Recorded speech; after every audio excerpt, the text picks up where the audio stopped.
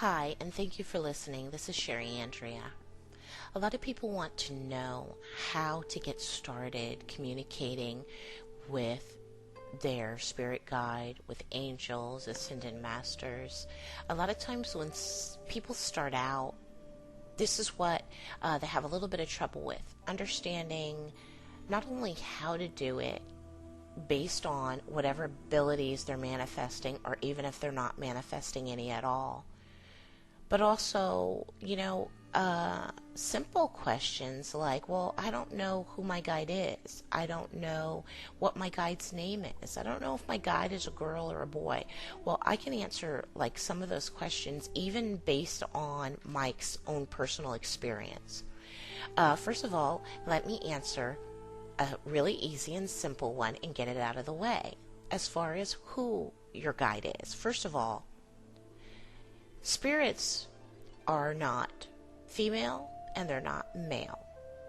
They are both. They are a perfect balance of masculine and feminine energy. Spirits are not like human beings. Human beings are concerned about these things, concerned with whether or not they offend someone, concerned with whether somebody is a girl or boy, because that's what we're used to. We're in bodies that are either male or female, and this is what we're used to. You're communicating with a spirit. Get out of your human head, so to speak.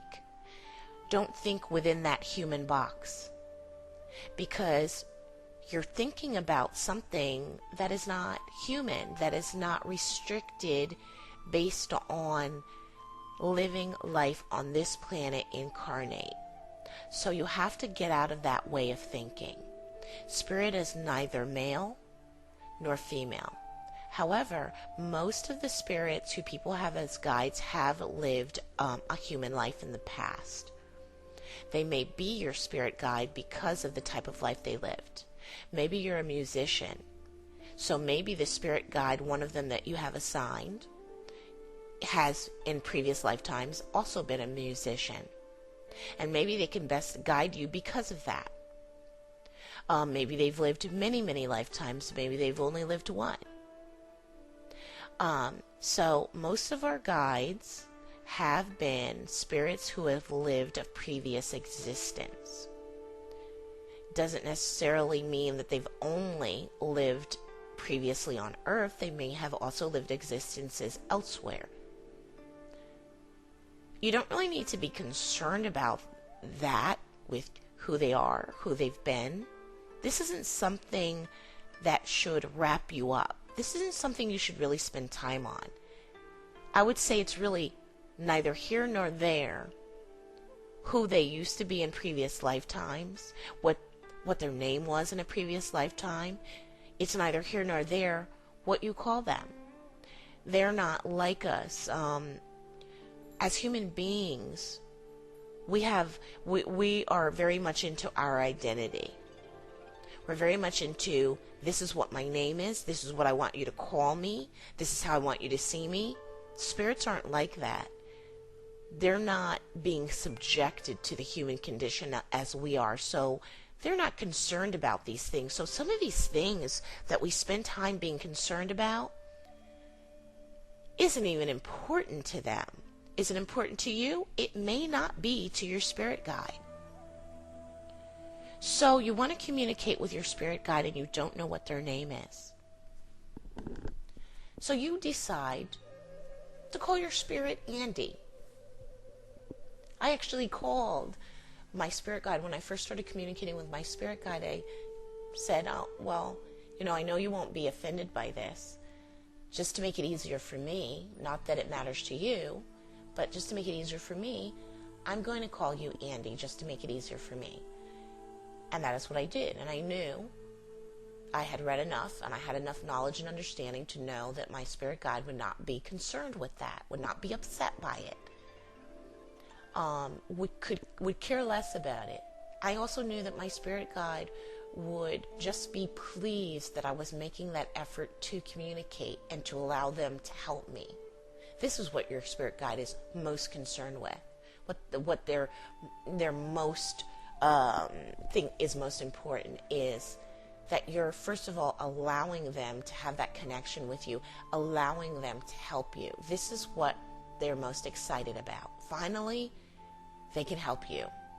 Imagine that they've been standing by your whole life, trying to get your attention, maybe for 30 years, standing by, trying to get your attention, hoping one day you'll hear them, you'll acknowledge them, you'll understand that they're there, and will finally allow them to be of more help to you.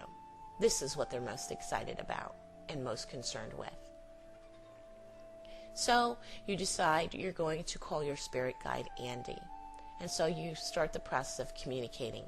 One of the things that I've noticed a lot in my past experience in talking with others is that a lot of times when people start out on this path, they actually get mad at their spirit guides. This is very strange to me. The reason why is your spirit guides, you should have the utmost respect for them. You should treat them in a respectful manner. Your spirit guides are not getting in the way. They are not affecting your life. They are not making bad things happen to you. Whatever you've got going on in your life is what you've created. If whatever's in your reality, it's of your own making. But I have known people who've gotten mad and blamed their spirit guides for things, almost treating them like they're another human, almost treating them the same as they would if it was a neighbor. Maybe you got mad at your neighbor because your neighbor left their garbage can after a garbage day in front of your driveway, and when you backed out, you ran into it. And you got annoyed and frustrated with your neighbor. Some people actually treat their spirit guides in this way. Their life goes wrong one day, and they're so ready to blame their spirit guide for it because of their understanding, their perception. Oh, isn't my spirit guide supposed to look out for me? Isn't my spirit guide supposed to help me? Oh, yeah.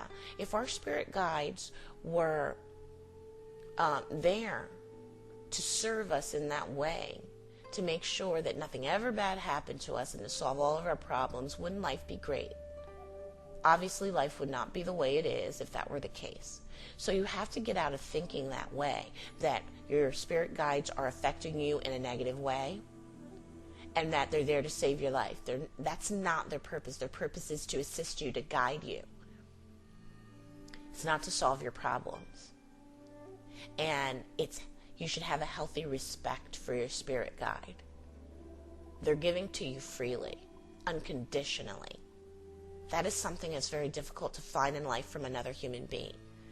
Most people don't deal with each other in such a loving and unconditional way. You finally have the opportunity to deal with someone, a spirit that deals with you that way. Have a healthy respect for that. So those are the two most important things that I can tell you to get you started is, don't worry about trying to figure out whether they're male or female, because they are a perfect balance of both. They are neither just one nor the other. 2, you may not know their name.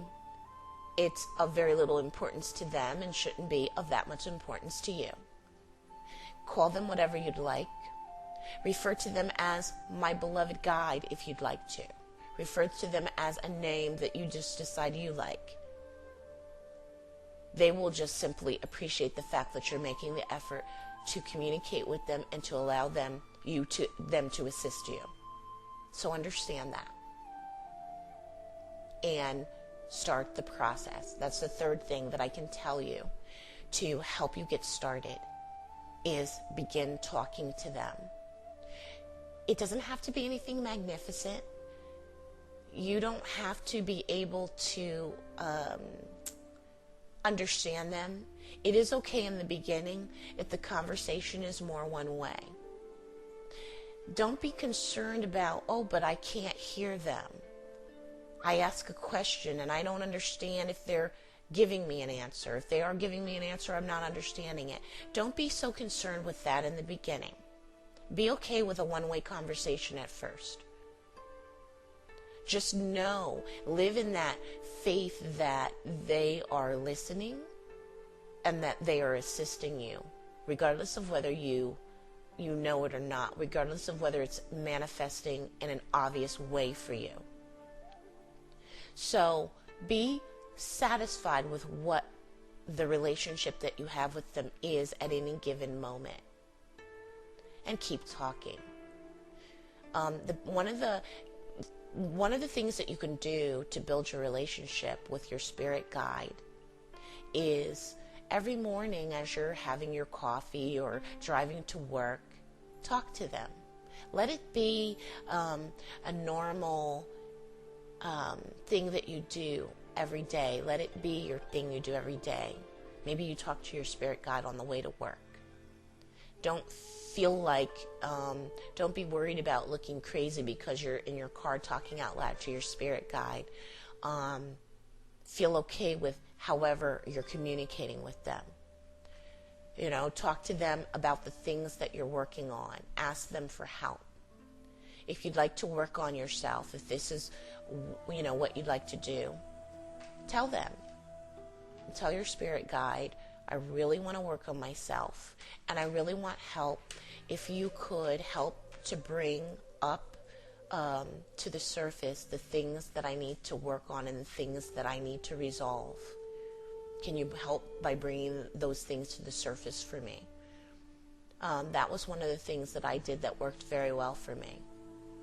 You know, I let my spirit guides know, you know, the lessons and the things that I need to work on. I want those things brought to the surface so that I can actively work on them, be involved in working on them, so that I can play an active role in the work that I'm doing and how quickly I'm doing it. I want to really get to work. If you need help dealing with people, you know, maybe you're having a hard time dealing with certain people and you want to work on staying more patient, more calm, you know, tell your spirit guide, you know, I want your help working on this. Maybe whenever I start to get upset, I want you to nudge me a little and remind me to stay calm. They will find a way to do this. But in the beginning, be satisfied with just having what seems to be a one-way conversation. In good enough time, it will become a two-way conversation. But you're going to have to wait and see how that manifests. Everyone's not going to hear a voice inside their head talking back to them. For some, it will be symbolism that they start seeing through animals, through the numbers they see. For some, that is how Spirit is going to be talking back to them. So start this one-way conversation and then just pay attention to how that communication is coming back to you, because you can't make an assumption and you shouldn't have a certain expectation for how you are going to be able to get communication from Spirit. Everybody is different. So you have to wait and be patient. Basically, this is about, you're going to watch and you're going to wait. You're going to be paying attention so that you be aware and not miss how that communication is coming back to you. Because for everyone it's different. And you cannot make the assumption that you're going to hear a voice in your head. You may not. Maybe, I remember in the beginning the way my clairsentience worked, I would often, songs would start playing in my head. A certain song would start playing and I would be like, oh man, I've got this song in my head. It just won't stop. It just keeps going over and over and over again. That was my clairsentience. And often what I would have to do is, for the part of the song, I would have to pay attention, because it wasn't just the song itself. It was the part of the song that was playing in my head. I would go and I would look up the lyrics, and I would look up the lyrics for the part of the song that was playing over and over in my head. The meaning and what I was trying to be told was there. Sometimes I would get the communication based on animals. As I was sitting and thinking about it and talking to my spirit guide, suddenly certain animals would start coming into my view. Suddenly, a cardinal, a certain cardinal, maybe it would be a male or a female, would come into my view. Maybe it would sit on the fence, maybe it would be on the bench, maybe it would be doing something specific. Often, even if I wasn't looking outside, something would happen to alert me to get my attention. And often it would be the birds. They would get my attention so that I would look outside, and then when I would see certain things. So you're going to have to find out for yourself how this communication is manifesting for you. Patience is the thing that you're going to need most. Forget about what you've seen on TV. Forget about the way it's worked when you've watched different TV shows. Forget about even the way it's worked for how things manifest for other people who have psychic abilities. Because this isn't about them. This is about you. And for everyone, it manifests differently. No, you may not be the same as someone else. You're going to have to find out how it's going to be for you. And you're going to have to be patient doing that. It's best to keep a journal. Start writing a journal as you start this communication with your guides. And, go ahead and start. Don't just be that person that just says periodically every day or emails me and tells me, oh, I want to start communicating with my guide. Don't just be that person that just voices that. Do it. Start doing it. When are you going to start? If you could send me an email today that says, this is what I want to start, getting to know my guide and communicating with them, starting that process, well, then I'm going to ask you, if you were to think of sending me that email, well, then I'm going to ask you, okay, when are you going to start? Go ahead. Start today. It's not that difficult. Once you start doing it, you will see it's not that hard. Thank you for listening, and I hope that you've enjoyed this recording. Please do feel free to, if you'd like some help, if you'd like some coaching, I do offer email coaching as well as coaching via the phone. Email coaching is just, I try to do it the easiest way possible. So I do email coaching for a subscription, $25 a month. It's ongoing back and forth email communication. There's no limit to it. I think that is the most affordable way that I have to give coaching. Also, I do psychic development coaching also on the phone. For my clients who do psychic development coaching as well as other types of coaching, it's $50 per session. My sessions usually run from 2 to 3 hours, and they are a nice combination of coaching / teaching. So it's not only coaching, but you learn a lot. So if you're looking to develop, make, and develop at a pretty fast pace, and you're ready to start, working, think about doing 1 or 2 sessions. I won't be offended if all you want to do is 1 session. That's fine. You just let me know what's best for you. Contact me at SherryAndrea.com or SherrySpeaks.com. And thank you for listening, and I hope you have a great day.